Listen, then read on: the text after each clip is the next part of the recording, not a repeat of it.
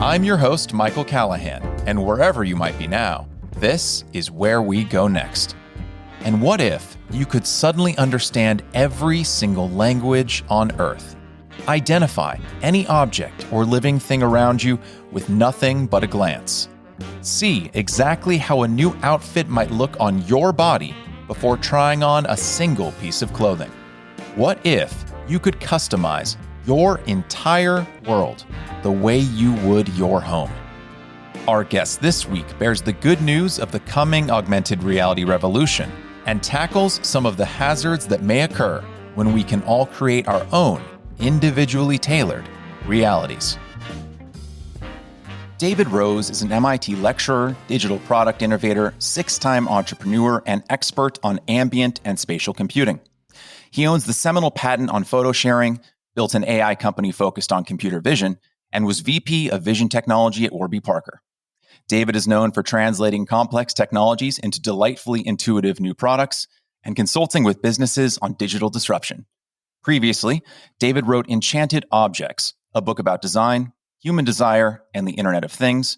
Today, we'll be talking about his most recent book, Supersight, what augmented reality means for our lives, our work, and the way we imagine the future. David, thank you so much for joining us. Hey, it's great to be here. Well, it is great to have you. Now, to look at most people's resumes, the through line can seem fairly obvious. She was a paralegal, then she went to law school, then she was a lawyer at a small firm, then a large one, now she's a partner. I would say pretty linear. But I'd like to contrast that with your own career, which, at least on the surface, appears less linear.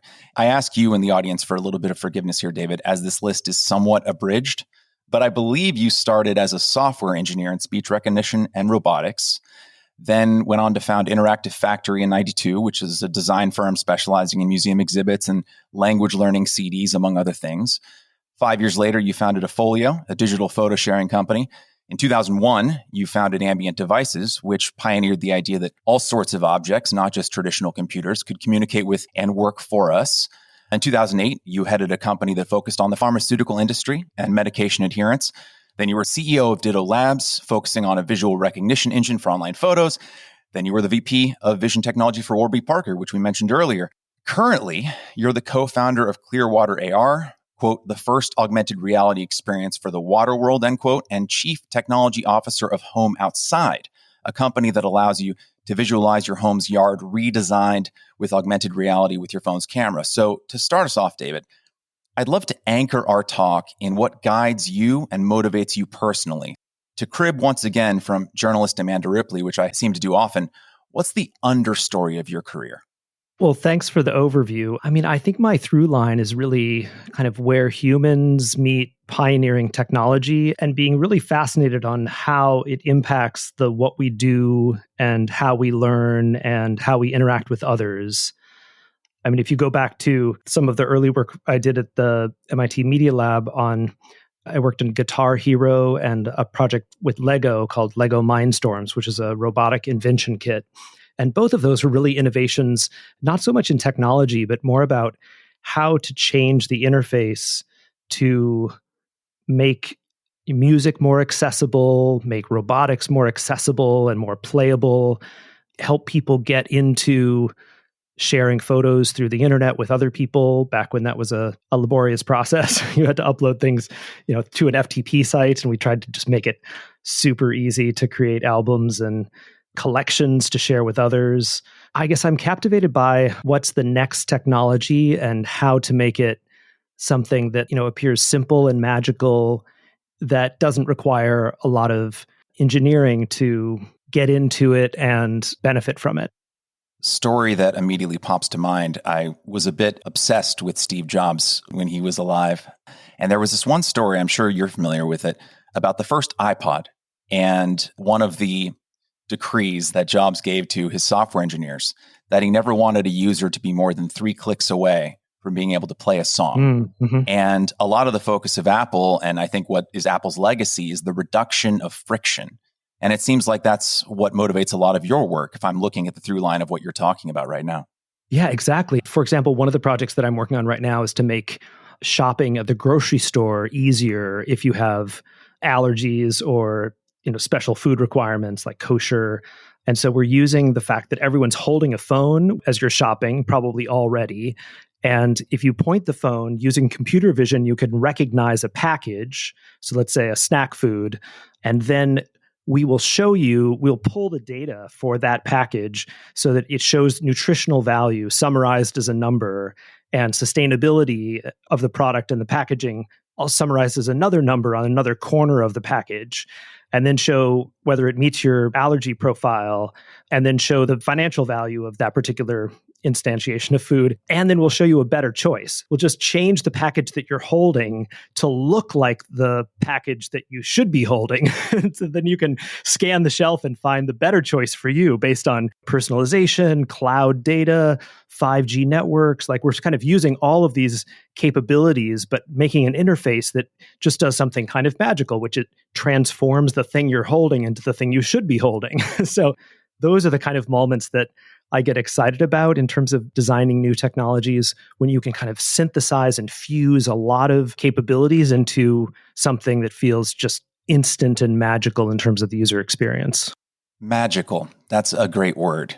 In a 2014 TEDx talk on enchanted objects, which was your previous book, you talk about the magical objects of mythology and fairy tales, the shoes that allow us to fly, the vat of wine that replenishes itself, inspired by Frodo's elvish blade that glows blue when orcs are nearby from J.R.R. Tolkien's Lord of the Rings. While you were working at Ambient Devices, you created an umbrella with a ring of blue LED lights around the handle that shone when rain was imminent.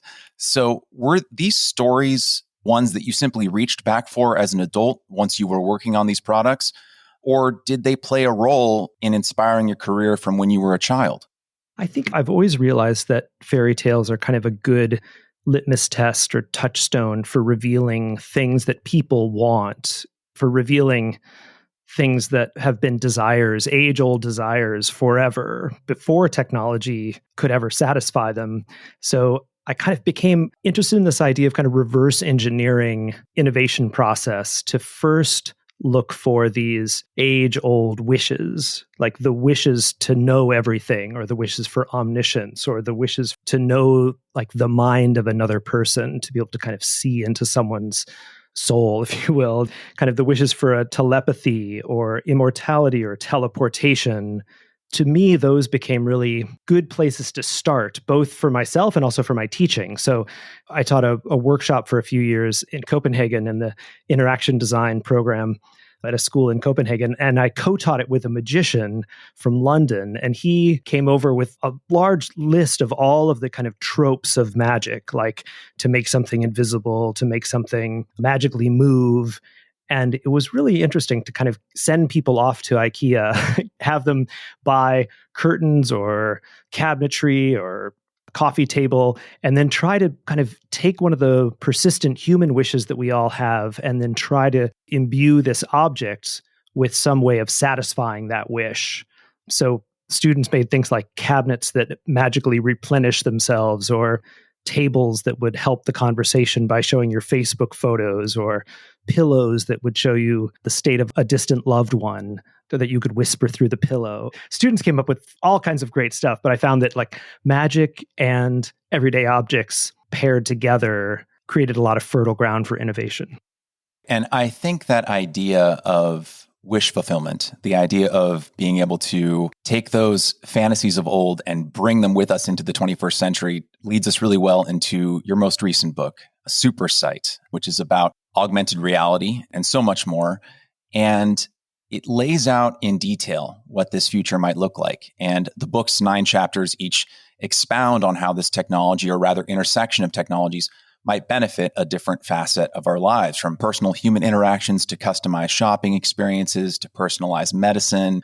Our time today is obviously too short to cover all of it, so I'd like to focus on 3 broad topics: some benefits of super sight, some potential hazards or to put it in terms of magical items, the potential curse of the monkey's paw, and a bit about future casting, which I found so interesting. Let's start with defining what we'll be discussing for our audience. So when most people outside of the field think of augmented reality, I think they're likely thinking of something you wear, like a pair of glasses that shows you a heads-up display, perhaps like the discontinued Google Glass of yesteryear, or something you hold, like an iPhone that uses its camera and sensors to show a tiny little dinosaur roaming around on your desk. But supersight, a term you coined, encompasses so much more than that. In the book, you write, quote, "Supersight is this decade's convergence technology," end quote, something that has inherited and combines 30 years of innovation.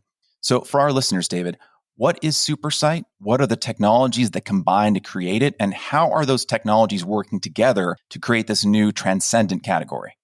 Fundamentally, the field of what roboticists call computer vision, that is teaching computers to see what is in front of you, whether it's a self-driving car or a lawnmower or a Roomba that's just bumping into walls, like all of these, the ability to project a field of view that's understandable by a computer is kind of half of what I'm talking about with supersight. So computer perception is half of the capability that has come about because of deep neural networks and cloud computing and the apps that allow you to like identify bugs and leaves and other things in our world. So perception is kind of half of it. And the other one is the ability for a computer to change our perception of the world by blending what we see every day through our eyes, often through glasses, with a projection that's a synthesized view that a computer is generating. Ray-Ban partnered with a company now called Meta to create some glasses that are now out that have two 4K cameras that are pointed forward like your eyes at the edges of your glasses. And those are doing kind of half of the job because those head-mounted cameras allow a computer to see what you see, essentially through your eyes. But what we haven't seen really popularized yet is the other half, which is to use something called an optical combiner, which will allow you to see a label on top of something, or the ability to see into and through an object, or allow you to see the history of a thing, or the future of a thing, or anything you could kind of imagine blending with the world. And actually, what I really love about the book, one of many things, and I highly recommend this book to anyone listening. If you couldn't tell, I'm endorsing it by interviewing the author. But there is this app that you created that goes along with the book. And it uses my iPhone's camera to basically, you point it at certain photos that are marked by a symbol in the book. And it turns those black and white photos into either full color images or videos or diagrams that just become so much more than the photos printed on the page. It's a really great peek at what something like supersight, in its very rudimentary stages, might eventually look like. I think it's just a great way to visualize what you're talking about as you're reading the book. I'm working on an article just about developing this kind of app for books experience, which is how will the metaverse change books? How will it change print? I hope those mediums don't go away, but I think they will be augmented. For example, we'll have like a Harry Potter kind of vision of, rather than static images, those images will be animated or be movies within the book, or it will be read to you, kind of a zigzag experience between an audiobook and a book that you read, but you could toggle back and forth between those easily. I built a lot of diagrams. There are a lot of diagrams in the book, and I tried to do kind of what I would do when I'm teaching, which is kind of a chalk talk. I would draw a framework and then explain each element as I put them up onto a whiteboard or a chalkboard. And so I added some of those as well. And then there's some Easter eggs that you kind of have to discover. I think there's an episode of The Simpsons someplace. I can tell you which page number if you want. But there's this inevitable collision of mediums that's happening where podcasts and vlogs and books and YouTube and all of these things are combining, but I think there's still some design work to be done to make how you access and link between all of those versions of the mediums something that feels just more easy and transparent. And even links to like things that are live. You'd like for a book to feel up to date. I created a set of design principles for augmented reality, and I didn't finish them when we were going to print for the book. So I just decided, well, that's okay. I don't have to finish them. I'll just create a page that you point your phone at. I'll finish them by the time it prints. So you can point your phone at the end of that particular chapter on design principles, and they do appear now, but I hadn't finished them at that point. So there's an ability to use each medium for kind of what it's best for. I think it's great that you created a software update for a physical book. One of the things that you write in chapter 1 that really stuck with me is, quote, naming is the first kind of knowing, end quote. And I think that's so true. I mean, what are some of the first things that we teach young children? We teach them the names of things. And you have this hypothetical walk in the woods in the not so distant future, which I think perfectly illustrates what you call the first gift of supersight. And one I think overlaps very well with what many of us currently use our phones for. I really want to try and conjure in the mind of the listener what the big difference is between, say, being on a walk in the woods with your phone and, seeing a bird or taking a photo of a bird and then trying to find the name of it, and what that same hike in the woods would be like with a pair of super sight glasses. We spent a lot of time in the woods. My dad was a doctor, and I felt like whenever we went for a walk in the woods, there were many stories that were kind of embedded in the walk that we were taking, whether it's this is the type of tree this is, whether it's a old growth forest, or whether the birch trees were about to be overtaken by the fir trees and those are going to be overtaken by hardwoods.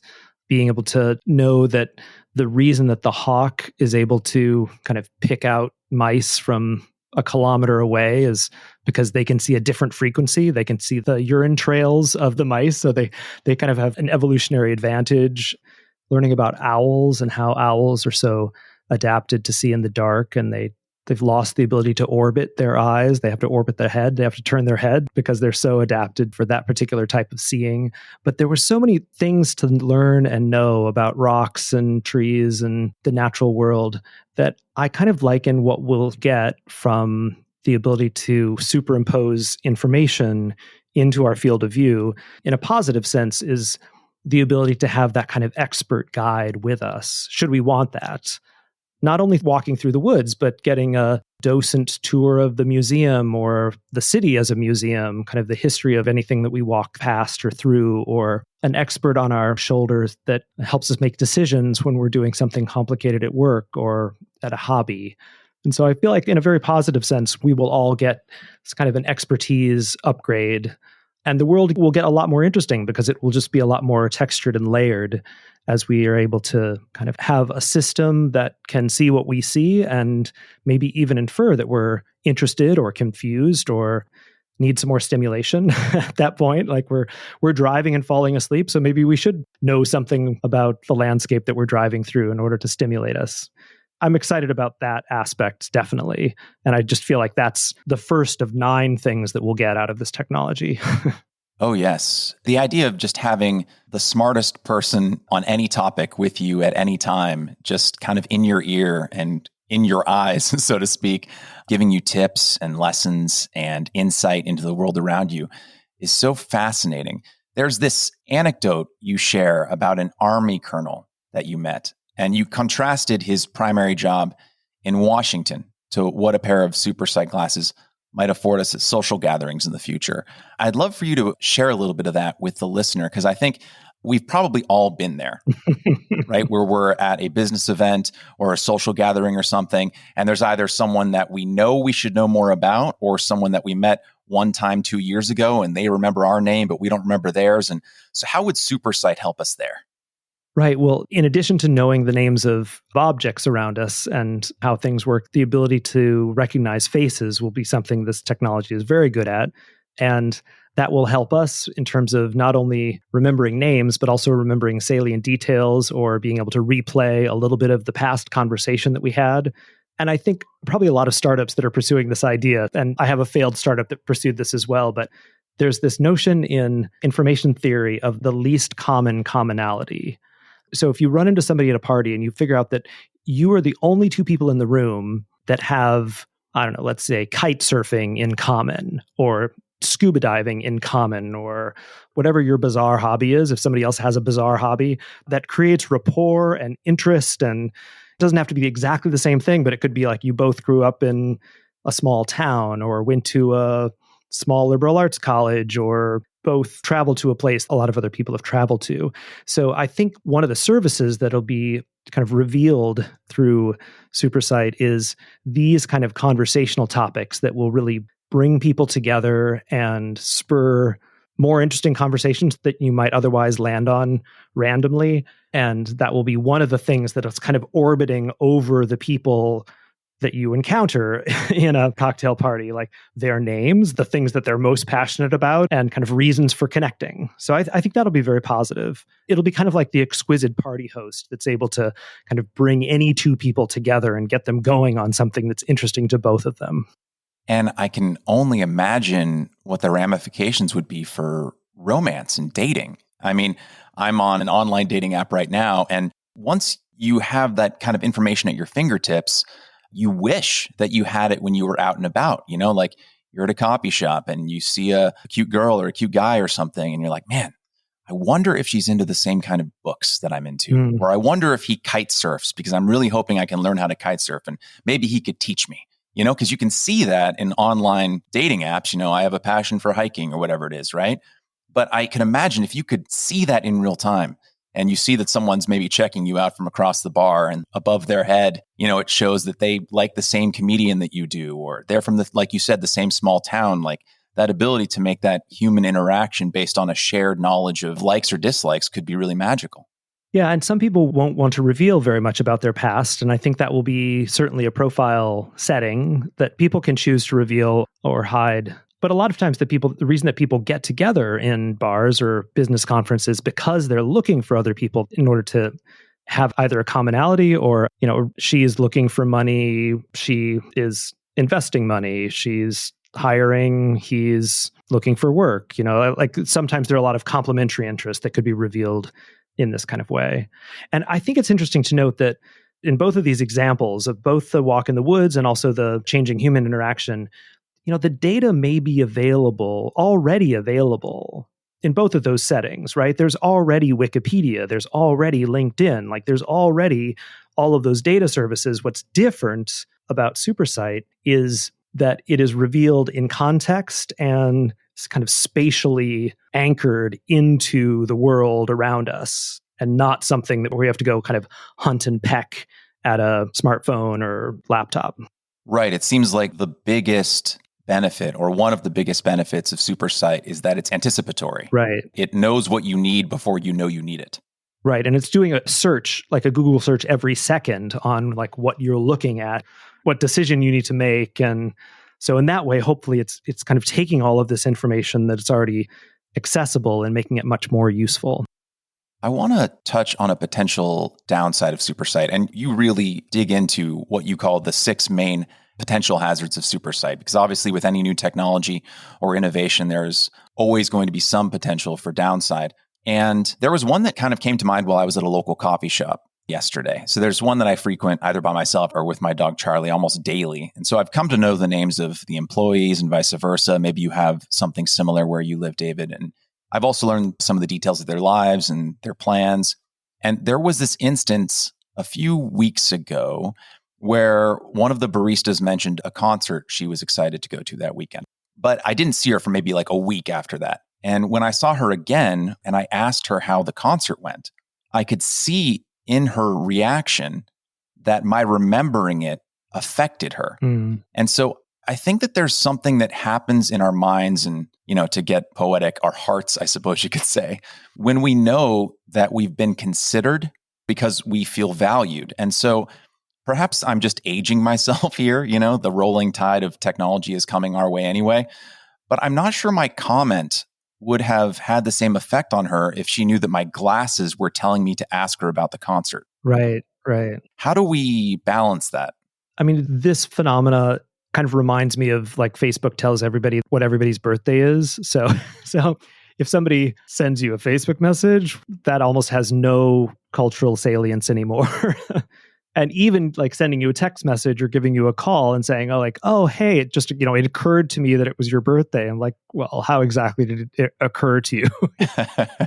But I think a lot of these things that make the way that we interact as humans kind of more streamlined, you're right, takes away the effort that would have needed to be exerted to, send somebody a holiday card. If you kind of know, like, oh, you probably got my address from last year, and it probably took you about 4.5 minutes to send out your 122 holiday cards this year, So it doesn't have, I think we have to do other things in order to show that effort was expended, on that interaction.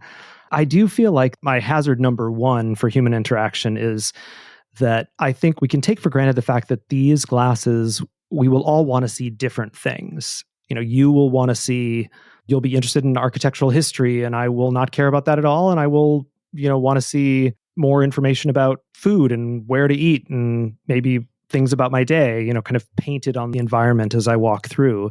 So when we pass each other or when we have a conversation about what the world looks like, we will be talking about different things. This will be a bubble filter problem that's even bigger than Facebook, that, we'll all be trapped to some extent in our own personal view of the world. And it will make, just as streaming services have made the chatter about what did you watch last night on TV, because everybody watched something different, we'll have less in common to talk about. And that personalization will, in a sense, kind of isolate us more into our own bubbles. And I don't know exactly what to do about that from a design perspective. I have ideas of how to sync up people's views through a bump gesture or there are probably some design solutions to that, but that seems like one of the inevitable downsides of personalization, which is great, but also just having common shared cultural experiences, which will be limited. Yes, I would say that probably out of all of the hazards, and there are a few that alarm me, of course, like surveillance and whatnot, but I would say the one that really spooks me, so to speak, is the fact that it would only increase what is already kind of a rolling tide of balkanization, which is happening in social media and even in the real world. I mean, people are segmenting themselves politically in neighborhoods more now than they were several decades ago. Republicans and Democrats are less likely to live as next door neighbors because they are intentionally segregating themselves from one another. And you see this on social media as well. I mean, you can block out entire keywords in Twitter, and anything that contains that keyword won't be delivered to you. And you talk about this a bit in Supersight to great and horrific effect. There is this episode of Black Mirror, for anyone listening, called White Christmas, which stars John Hamm. And I'm going to spoil the ending, but I figure it's been around for 10 years, so warning. His character is punished at the end of the film by getting an implant that literally makes every other person that he sees look like visual and audio static. So he can travel around the world. He is a free man. He can walk the streets of his city, but he can't see or hear anyone. And you talk about how in Supersight, people could potentially voluntarily do this themselves. If they didn't want to see poverty in the streets of their city, they could literally have it so static would appear over people, objects, etc. Extrapolate this outward. You can be like, all right, well, since I have all the data of what people's voting patterns are, or what their likes or dislikes on Facebook are, I just don't even want to see those people when I walk down the street. Diminished reality for the others. Diminished reality, exactly. It's like you said, I don't know how to solve that problem, whether it's government regulation or whatnot, and I don't want to linger too long on it because I think the benefits of Supersight are so numerous, but it is something that stuck in my mind.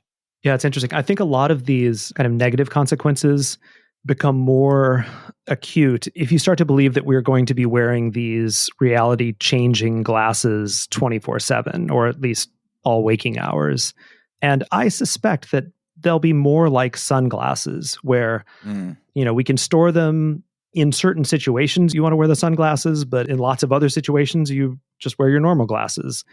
Certainly first generations won't be powered up for 10 hours of continuous bright light wear, just because it's a technical challenge, an optics challenge in order to make something that is brighter than what you see even outside. We're dealing with this now you mentioned earlier, this company Clearwater, where we're making an AR experience for boaters so that you can basically see through the water. We have data elevation models, which look a little bit like topo maps.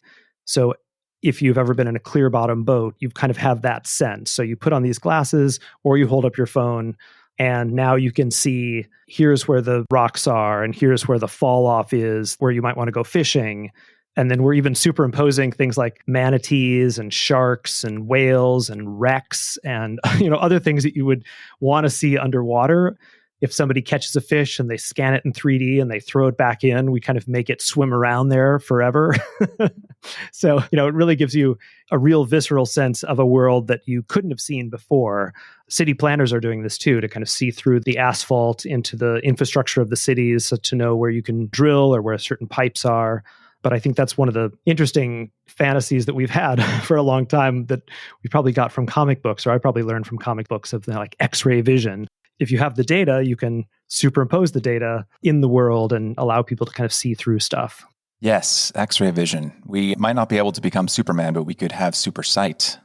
Super sight is so much more than just wearables, though, and you detail this at length in the book. I'd love to speak about at least a little bit about planes of projection. So for the listener, if you've ever seen a Marvel film, think of the 3D holograms that Tony Stark would reference and manipulate, or think of science fiction films like Minority Report. You write in the book, quote, "This projected light augmentation is extraordinary because no glasses are required. The experience is shared, tangible input and immediate output are strongly coupled, and results are represented directly in context. A group of people gather around a model, move elements of a city around, and see the resulting cascade of consequences for this action," end quote. And you envision this working in tandem with supersight wearables like glasses that might display similar information. The projection is different. I mean, as opposed to like glasses offer a very personal view that are the real world plus an information layer. But if you've been in a car with a backup camera, now almost every new car that has a backup camera allows you to see a camera view of behind the car, and then they superimpose over the camera view, like here's the trajectory of the car as you turn the wheel, and you can see how it changes, and you can see whether you're going to encounter something, or you can see it will put up a red line if you're going to hit something. That's more of like a shared view of an AR experience. So that's a small screen-based, like kind of heads-up display type shared view.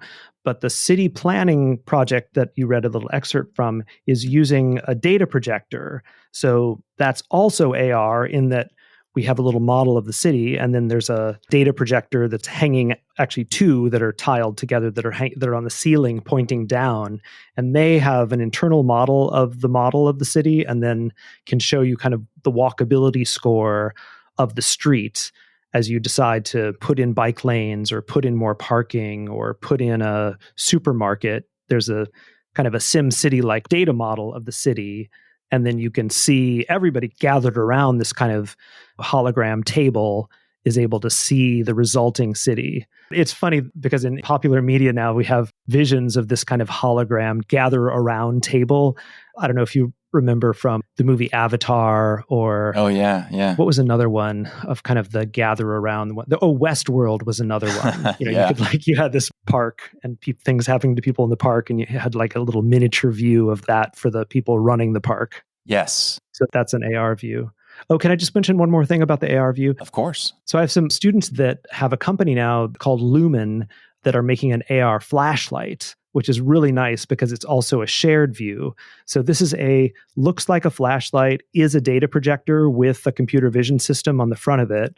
If you're in a museum, and you can shine it on hieroglyphics, and it will paint them in with the same painting that they were painted with, but the museum curator doesn't feel comfortable repainting the hieroglyphics. Or you take them into a building and you shine it on the wall, and if it has a building information model inside, or can download one from the cloud, it can show you where the pipes run and where the electrical lines run. So it puts things on top of the world as if they are transparent. We just did something at a medical conference where you shine this Lumen flashlight against someone's shoulder, and it shows them what the shoulder replacement will look like. And it tracks the shoulder using computer vision so that you get a real sense of, as you rotate your shoulder around, what the implant will do and how it attaches, which is a pretty cool kind of shared AR view. That is so cool. And this kind of planes of projection technology could enable it so that when you're indoors, let's say, either in your own home or at a place of work, you could have the super sight technology without having to have glasses on all the time. Right. Because if these things are being projected onto your fridge or your wall, and they're combined with gesture technology, it kind of frees you from having to have a wearable on. Yeah, I think that's where computing is going, is being more invisible and more kind of woven into the fabric of our lives. I think that was a quote from Mark Weiser, who used to work at Xerox PARC, who had this vision for ubiquitous computing that was, kind of the success mode of technology is when it doesn't look like technology anymore. It either looks like fashion, like glasses are fashion more than they are perceived as technology, or it just looks like light bulbs. It's kind of something we just take for granted. Do you see this kind of supersite technology completely supplanting things like enchanted objects or working in tandem with them? Because it seems like if it reaches a certain point, it could render a traditional modern enchanted object like an Alexa or a smart fridge or something obsolete. Or do you see these two things continuing to coexist? I was really inspired by the book by Kevin Kelly, who was a senior writer at Wired, called What Technology Wants. And in that book, Kelly says the way to think about the future of any category of technology is to look at a coral reef.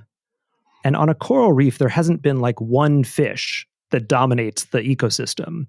But instead, as you have more and more hundreds of years of evolution in the natural water world kingdom, you have more specialization, more complexity, and more diversification.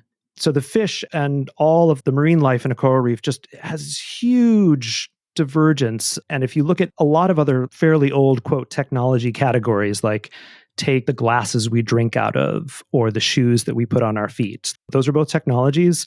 And is there just one type of glass that has come to be like the preferred thing for drinking everything out of? No, we've got like orange juice glasses and water glasses and wine glasses. And some people have like red wine, white wine. You have this huge blossoming of diversification. Same with shoes. Like we don't have one pair of shoes that rules them all. Following that, my prediction kind of is that we will have a variety of AR glasses. Like I already have AR swimming goggles, and those have different features than the AR glasses that I have that are sunglasses for the boat experience. And those are different than the VR glasses that are more about surround.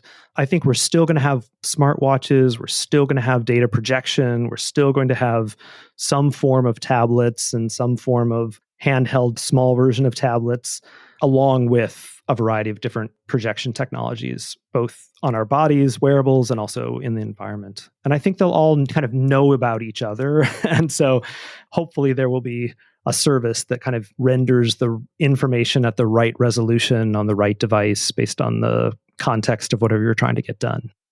Kevin Kelly wrote an essay that I read back in 2008 that had a huge impact on me as a creator and a freelancer, which was the article called 1,000 True Fans, and just had a huge impact on me and affected how I approached other creators I saw on the internet.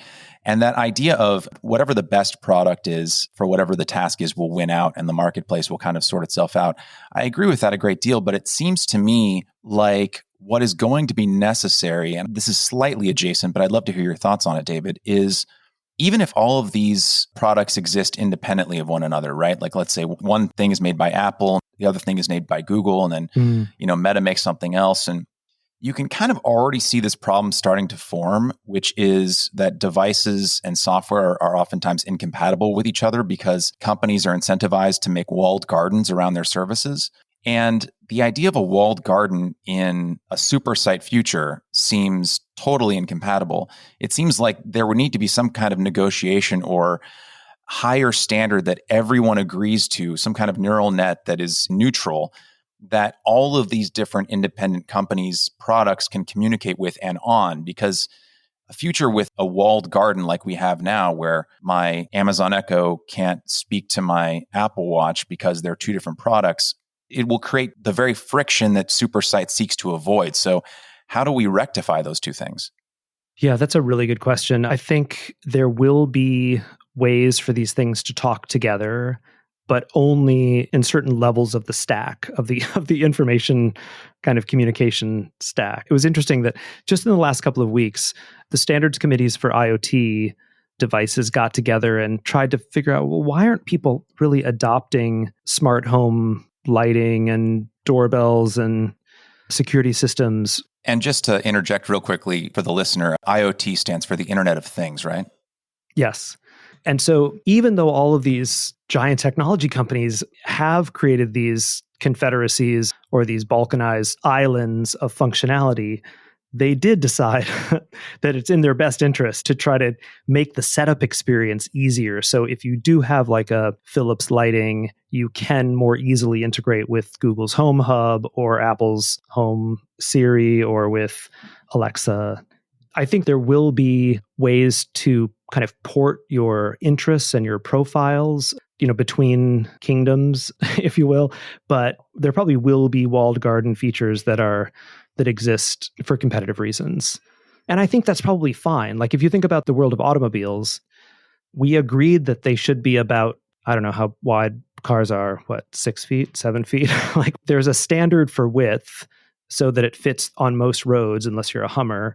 But within that, you can kind of do what you need to do as a car company. So I think we do need enough standards in terms of, for example, how people gesture and what gestures mean. Right. So Microsoft has a bloom gesture, which if you kind of put your fingers together and then make kind of a flower spreading gesture in the upward direction, that's kind of like the home button in the Microsoft HoloLens world. And I think it would be smart if you're Meta to adopt the bloom gesture so that as people get kind of comfortable using this technology, pinch and zoom becomes kind of a standard, and pinch and pivot and 2-finger tilt, those kind of multi-finger gestures that we've become used to on iThings and Android devices. We'll probably want the same kind of standards for gestures just so people feel fluent with the tech, but there probably will be other reasons how large companies kind of create their own ecosystem of devices that like Apple has done famously.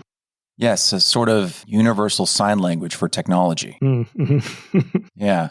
And speaking of, on episode 27, I want to say, I had the head of LinkedIn's accessibility evangelism on, a gentleman by the name of Jennison Asuncion, who talks about and advocates for internet accessibility for people with various disabilities. And the promise of something like SuperSight and its various incarnations is truly revolutionary for people with disabilities. And have you, either during your time at MIT and seeing the projects coming out of their labs, or just your experiences as an innovator and entrepreneur in the tech world, what are you seeing coming down the pike regarding things like SuperSight and how they might benefit people with various kinds of disabilities? Yeah, I guess first of all, I wouldn't call it disabilities because I think people just have different abilities. And I think it's a gradient of different abilities. So even the ability to, highlight a road sign that is a long way away or that you can't see because you can't see through the fog, like those are vision abilities that pretty much anyone needs, not even old eyes.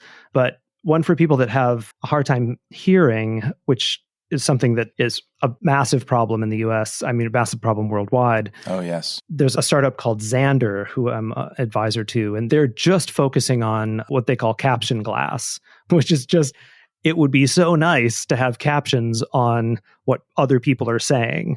And I don't know about you, but I've been watching TV with captions on for a long time, kind of since The West Wing. Just like some writers and some accents, you want to see the lyrics. You want to see what they're actually saying. Absolutely. And it's kind of a solved problem when it comes to the speech to text. What's not the solved problem is to have a microphone array that is directed towards the other person who you're looking at and not everybody else in the restaurant. And so you don't need captions on what you say, and you don't need captions on what somebody else who's sitting at another table that you're not looking at is saying.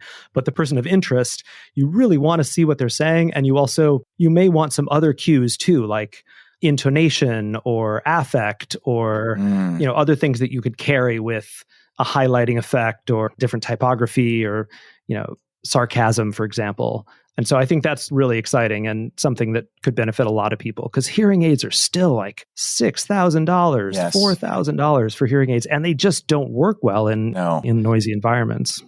Yes, my grandmother, who is a youthful 92, has a hearing aid. And, even when it's turned all the way up, the amount of static that she gets out of it, and still the trouble that she has hearing us when we're talking with her, is substantial.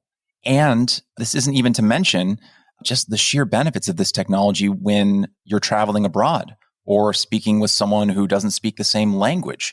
Right, absolutely. Not only translating, I mean, something that you said that really stuck out was intonation, right? Because I don't know if you watched the Korean drama that swept the world some months ago, Squid Game. Mm-hmm. I did. There was an article that was very well read after the series came out. And it was like, here are some of the things that you might not have even caught on if you weren't from Korea or a native Korean speaker. Because even if you have the subtitles, there are going to be certain intonations, or similar to what you were talking about, where if you're reading a book, you'll get contextual information, oh, this was the battle of blah, blah, blah, and then something might float over it. Similarly, if someone in something like Squid Game is referencing a person, a place, a myth, etc., something like this supersite technology will not only translate what they're saying, but give you the contextual clues, whether it's intonation or the history of the thing they're referencing, or just a cultural colloquialism that you wouldn't be able to get with a simple text translation. It's not my field of expertise, but when I was at Warby Parker, I was head of a research group that was looking at all of the sensors that you could put into glasses to both help people hear something better by like putting little essentially AirPods kind of in the temple of the glasses, kind of near the ear, very directional speaker that's pointing at your ear with a microphone array across the front, but also being able to sense things about the person who's wearing the glasses, like biometrics, about, are you confused? Like, are you in the zone? Like, are you engaged? And that kind of emotional, affective feedback loop is going to be amazing for being able to kind of conditionalize what you show people if you knew that they were confused, or if you knew that they were a learner and they weren't engaged, and maybe you could help them by explaining something in a way that's more visual, or explaining something in a way that gives them another approach to the same idea. So I think that's another benefit of wearables, and that has huge potential, is to sense some of these things like electrodermal activity or reading people's brainwave states and making that part of the service, part of the feedback loop of that changes what you'll see or how much notation you get as you're walking through the foreign city. And this actually segs very well into another very relevant topic that you talk about in the book, because a lot of what we've been talking about in this discussion, if we're taking the forest and the trees metaphor here, it's like we're talking about, I guess you could say, individual trees. This is what SuperSight can do for you in this moment. This is what SuperSight can do for you in this moment. And that's fantastic, right? But one of the things that was really eye-opening for me, and you used an analogy by comparing it to when you, I think, clipped a camera to either your shirt or your backpack, but you recorded your entire day or several days, and then went back and logged and looked at everything you ate, every interaction you had with people, what their emotional response was to what you were saying, the places you went, and then taking all of that data, and imagine having an algorithm that can analyze all of it for you. It takes those individual events, again, that SuperSight can be really amazing at, but gathered together, it creates an entire portrait of a life that can give you amazing clues into your mental and emotional well-being, the mental and emotional well-being of people you care about. Can you talk a little bit about how the kind of totality of all of those things that come together for SuperSight creates an even broader picture that has ramifications for our health? Yeah, I think it was a future casting workshop a few years ago where we were saying, well, what are some trends that we know to be true in the future? And one of them was the falling cost of memory. And then someone said, oh, well, I actually just did the math, the back of the napkin math, and for less than $100, in 5 years, you'll be able to store a life of audio. Like, you'll just be able to have a microphone that you wear around all day, every day. And in 5 years, like, storing all of that at pretty high resolution will be about $100. And that just made a lot of people think, wow, like that fantasy of kind of the life log made people think about, well, what's the difference between a photograph that you take because it's volitional, because you want to capture a moment, and a photograph that you take just because you're wearing a GoPro all afternoon? And the big difference is the volitional photos are usually highlights because you've thought to take out your camera, as opposed to the life logging stream, which is, right, this camera that I was wearing would take a photo every 10 seconds, no matter what I was doing, even arguing with someone or, in the bathroom or whatever, like would just take a photo every 10 seconds and then store that. And luckily I had a computer vision system that could go through and tag it with, these are the people you spent time with. This is the food that you ate. This is how often you ate, you snacked. Of the people that were looking at you, this is their facial expression. And you could look at that over time and you could see kind of like your being a little bit down in the dumps or slightly depressed was very much reflected by the people who are looking at you all day because we all mirror each other's affect, every time we interact with each other. So there is this really interesting stream once you have cameras that are both pointing towards you and also pointing out into the world that help you understand what you do all day. And it's usually very different than what you think you do all day. I learned a lot about, people's perceptions of time are very different. And, sometimes I would think that talking to a student was a very long conversation and it in fact was a very short conversation. And sometimes I would feel like I spent a lot of time cleaning up the kitchen and it actually wasn't that much time at all. So I think there's that kind of portrait that can be painted with data across time will, in the same way that Fitbit kind of helps you understand how did you sleep and how much did you move, will have a much richer portrait if we choose to look at it. And I can only imagine how it will increase the quality and fidelity of things like medical studies or consumer feedback forums, et cetera, because right now, I think just asking someone, like, what did you eat over the last week? Yeah, no one knows. Right. Yeah. It's one of the most popular and easiest ways for researchers to gather data, but also notoriously one of the most unreliable because, as you've mentioned, our memory of events, even as recent as earlier in the day, are often super faulty. So I can see it having, so many benefits across the board, right? Yeah, but it also becomes kind of scary and insidious because if you think about yes, like other people can tell you're in love, right? Like other people can tell that you look at someone more often and differently, even when you can't tell, even when you think you're trying to hide it. You know what I mean? Yes. And so in the same way, eye tracking can be coupled with facial expressions to know that you're interested in certain product categories, even before you would admit that you're shopping for a new piece of luggage. Like you will tend to look at other people's luggage like a few tens of microseconds longer than you normally look at luggage or whatever it is. And this is already being used by a lot of kind of brand marketers and product developers to, have you put on some eye trackers, walk around a car and like, don't even tell us what you think you like or don't like. Like we can tell that there was a problem with the front grille that didn't really resonate with you, but you really loved the steering wheel and the dashboard design. So if you think about these data streams can be used for kind of subconscious persuasive means as well. And you can either find that exciting or evil. Yeah, you can take the same subject and put it in a TED Talk or a Black Mirror episode and totally change the context. Right. Right. One other thing that pops out to me there, and you do touch on this and reference a Black Mirror episode in your discussion of it, but there's that famous time-worn saying, right? Time heals all wounds. But I think if we were to be more accurate, the real saying would be memory attrition heals all wounds. Because as a painful event gets further and further away from us temporally, it becomes fainter, right? Like the contours of the event become softer, it fades away, either because we're voluntarily trying to forget it or just involuntarily over time, it atrophies. And you do discuss this, the consequences of having a memory that never fades, being able to watch a fight that you had with your spouse or your boss chewing you out on a Tuesday 5 years ago, being able to access that over and over and over again, in some ways feels like it almost goes counter to how our very brains are programmed to protect us. Right. Yeah, there was just a piece about this in the New York Times today about kind of our memories of COVID and how those deservedly should diminish over time, for our own mental health. They need to. And so, yeah, like this is automatic ruminating technology. Like if you're obsessed with how that conversation went, you could replay it and probably shouldn't. But I do think that, we will selectively allow a life log to hopefully mature in the same way that our memories do, which is to kind of save the rosy visions of the vacation and forget the parts that we needed to forget. Yeah, forget the turbulence on the plane on the flight to Hawaii. It sounds like a service. Yeah. Like a service that some entrepreneur should figure out how to do, like a curated memory. I guess Google Photos is already doing that in a lot of respects. Like they're pretty good at, looking through your trove of way too many hundreds of thousands of photos and like pulling out the highlights of certain people over the years and curating it with nostalgic music. Yeah.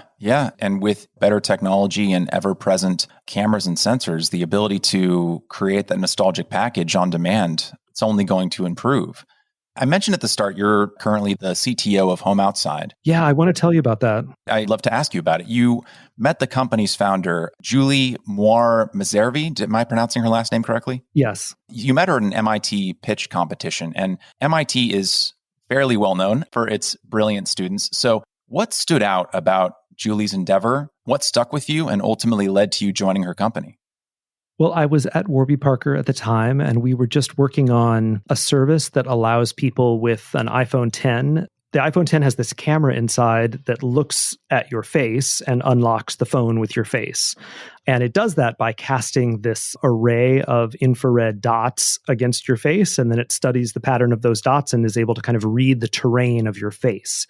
And so we were using that for a virtual try-on experience. So we could put super realistic glasses and show them on your face. So you would say, oh, wow, I look great in those. And they fit the nose bridge height and the pupillary distance of my face. I think I have the confidence to buy those. And she is a landscape designer and has written a number of books on kind of how to use the yard, your front yard and backyard, in ways that people really love, for fire pits, for gathering, places in the front yard, like a porch swing, or actually furniture that's out in the front yard that make the neighborhood much more social because people feel comfortable hanging out or more likely to hang out. And so I was really excited about how could I do kind of virtual try-on, but not for your face terrain, but instead for your landscape terrain, like for the real terrain of the world. And there was another company called Modsy. Do you know Modsy?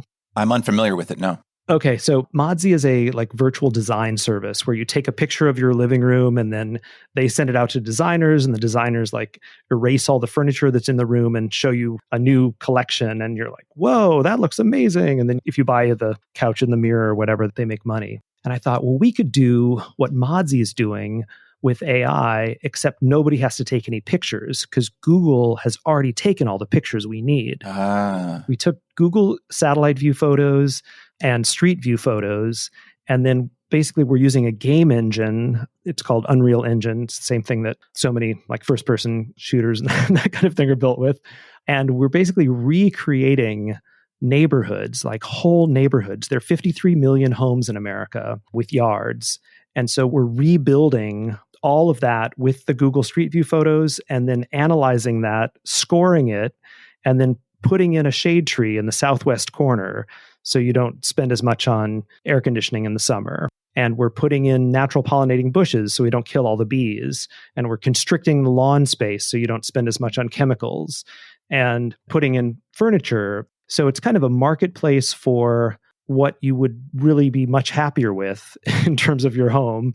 And it would be much better for the planet. You could capture a lot more carbon. But what's exciting is we're kind of able to do it at scale without anyone's permission. So we don't have to worry about getting you to take a picture and send it into a service and trust the service and put in a credit card. But instead, we're just taking all this data and then sending people a picture of their newly designed landscape, their new kind of home outside. That's the name of the company. And with that, people are like, wow, I couldn't have imagined that it could look this good. And so to me, that's kind of the final gift of SuperSight is this imagination engine. You're able to see what a landscape designer could see in their mind's eye, but you, because you're just not trained in that, you couldn't otherwise imagine it until you have this clairvoyance, this ability to kind of see the world anew and walk around in it in a really immersive, experiential way. So you can tell I'm excited about the project. And we've attracted partners like Wayfair for furniture, Scott's for lawns, this company called Fast Growing Trees, which will ship you trees that you can plant yourself. We're talking to Lowe's. So all these companies that sell the subject of our imaginings are very interested in this because they see these kind of 3D configurators as the kind of the future of e-commerce. slightly tangential, but are you familiar with the company Flash Forest? No. You describing this technology made me think of the intersection between what they're working on and what you're working on. It's a Canadian reforestation company that uses UAV technology, automation, and ecological science to regenerate ecosystems at scale. They'll look at, maps and try and figure out where needs to be reforested.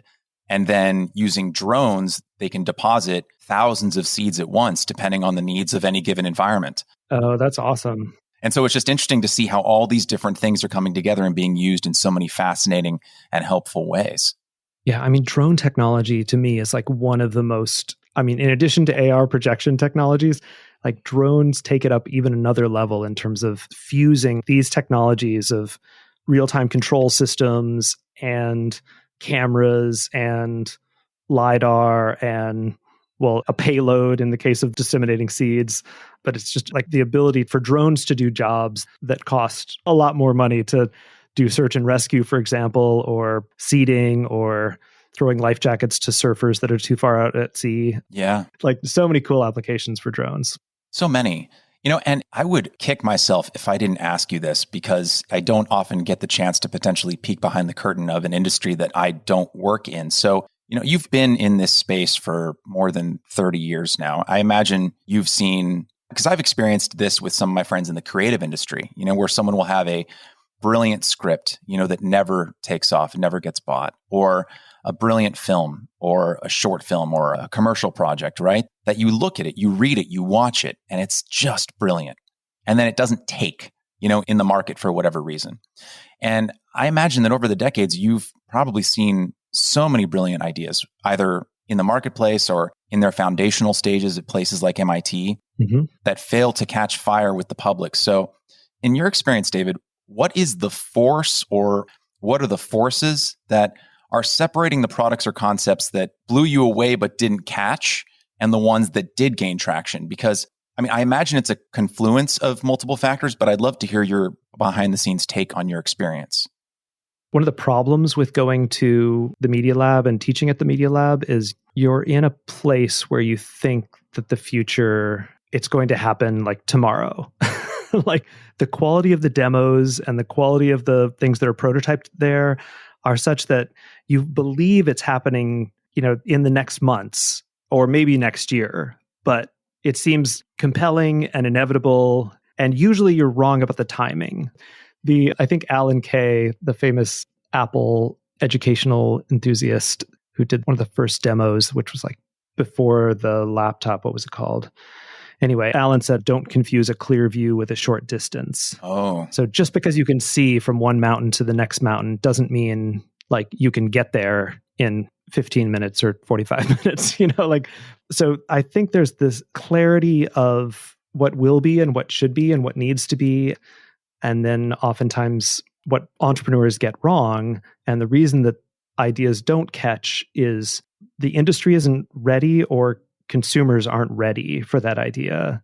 And I've been wrong. I was wrong about photo sharing. I was like patented uploading photos to the web and inviting your friends to private views of those photos in like 1996. And it didn't really take off until, I don't know, when was Instagram was bought for $1 billion in, 10 years later or something. So yeah, I thought that was going to be game changing, but like digital cameras were too expensive. There weren't cameras and phones at that point that were compelling. It was expensive to upload photos. Like there are a whole bunch of reasons why my timing was off and wrong.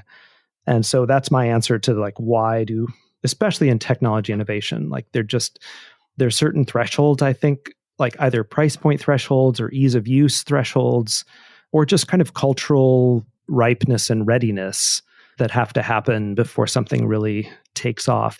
And what's kind of frustrating about that is that these are kind of exponential in the same way that like when things go viral, there are a lot of things that could have that didn't. And these kind of snowball exponential effects need to kind of all collude at the same time in order to actually escape Earth's gravity, Yeah. What you said just there harmonizes so well and unsurprisingly with what recent guest Jason Crawford, the founder of the nonprofit Roots of Progress, who was also in the tech industry for a couple decades, when talking about why certain technology historically came around when it did.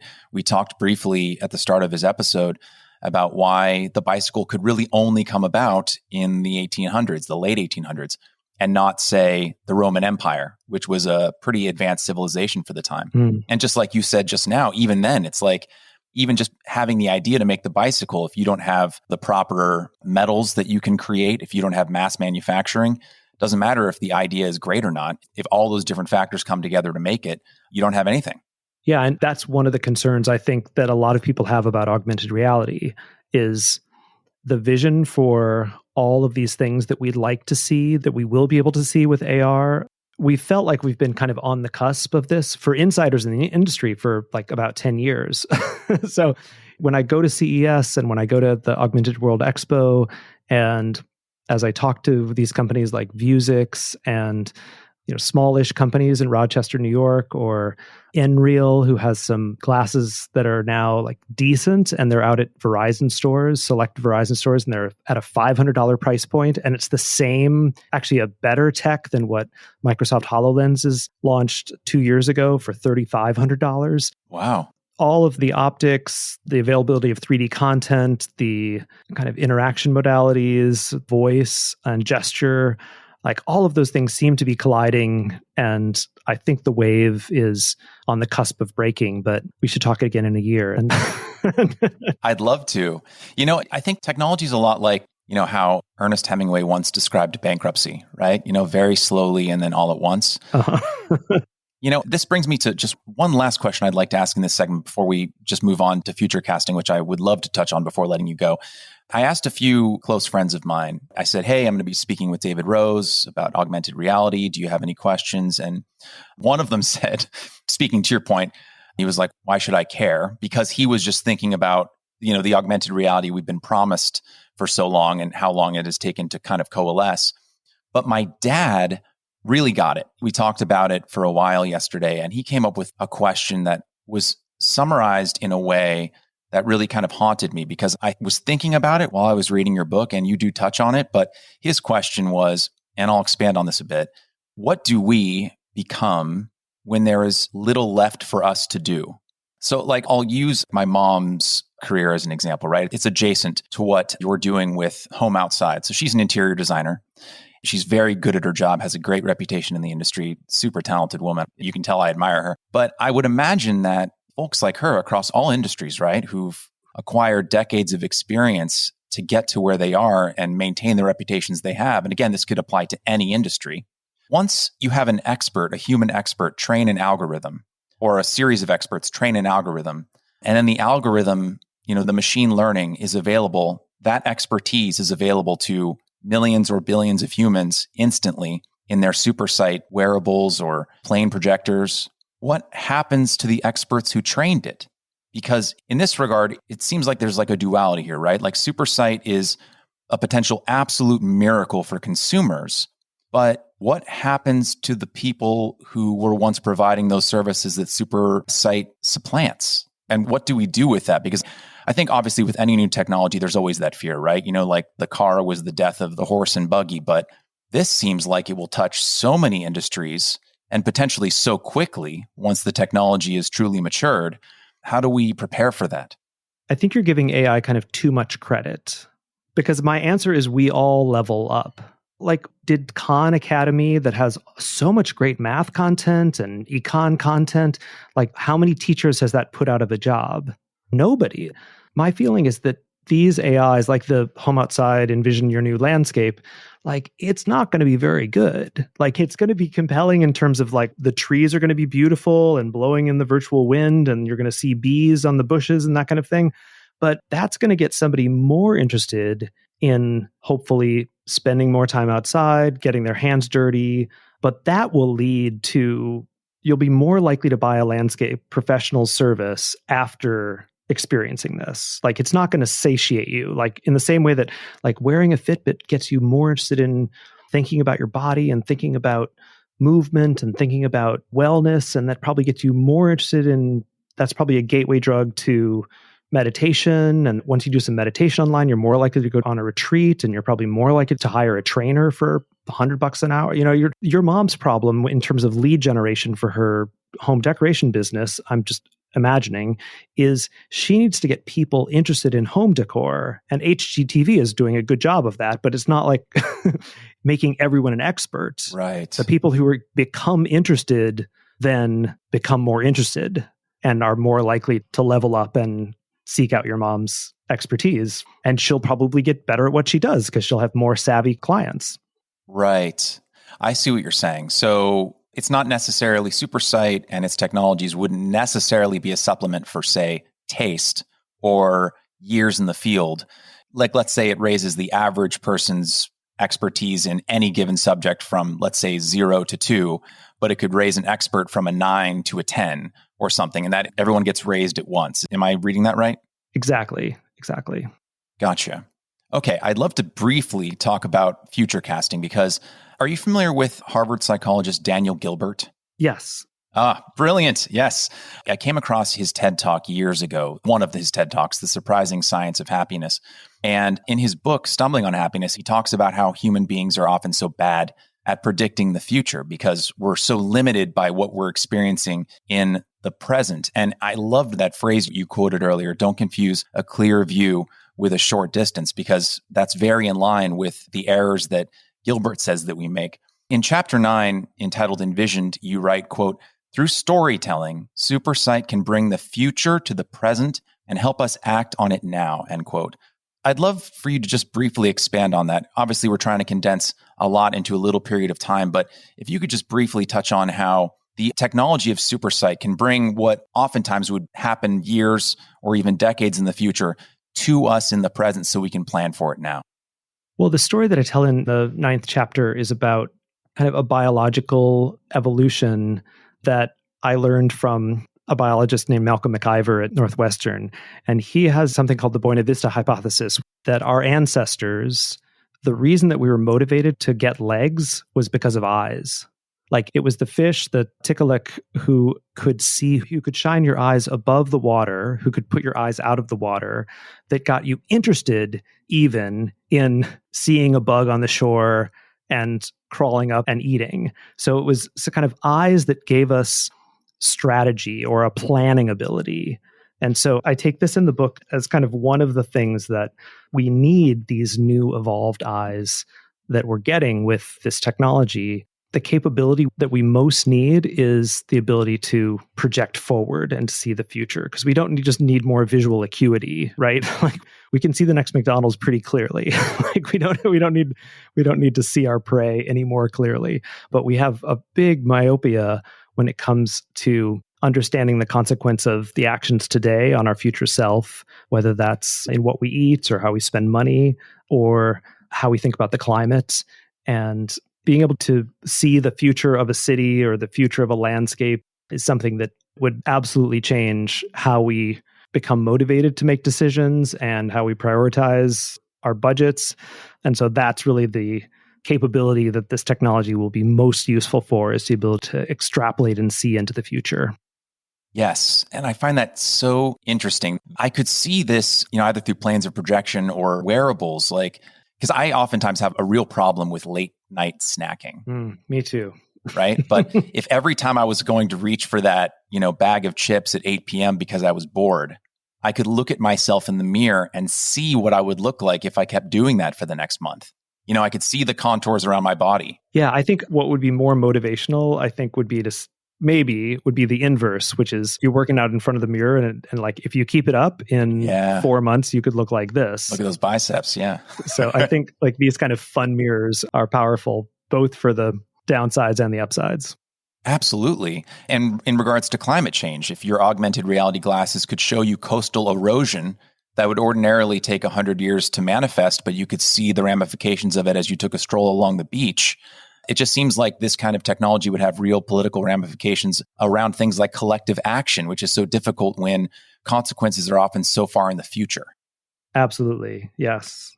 So as we've been talking, you tell me if I'm on base or not. I feel like I asked you about a kind of a thematic line that took you through your career. And if I'm to draw one between, let's say, your interest in enchanted objects and SuperSight, to go back to the well of Steve Jobs anecdotes, really famous one was in 1980. He talks about how the personal computer is a bicycle for the mind, a man-made invention that allows humans to effectively and efficiently do things that traditionally would take us much more time and energy, right? So, a personal computer allows you to, in 1980, allows you to make a calculation, write down a Word document, et cetera, much faster than if you were writing it by hand, let's say. In the same way that a bicycle takes less energy to travel a mile and you can do it more quickly than if you were walking or running. But I want our listeners to focus in on that metaphor because I think a decent amount of people, when they hear it, focus on the wrong thing. When I look out at the tech world, I think too many people focus on the bicycle in that image. Historically and even today, they focus on the bicycle, they focus on the product, the speed, its stats, what the tires look like, how many gears it has, et cetera. And I think that Jobs' metaphor is not about the bicycle, but the human riding it. And I think you see where I'm going here. It's like the best bicycle should fade from the mind as it's being ridden, in the same way we're not thinking about the fit of our shoes every time we take a step. So when I was watching that TEDx talk and you talking about magical objects, or when I was reading Supersight and reading the hypothetical future you were painting for me, I think your goal, if I can trace it correctly, is for people to forget about the bike. You've honed in on a problem that I think is really prevalent with our phones today, because when I look around and I'm walking down the street, everyone's looking at their damn bike. No one's present anymore. No one's making eye contact. They're staring at the very product that is supposed to make our life easier, and yet it's sucking us away.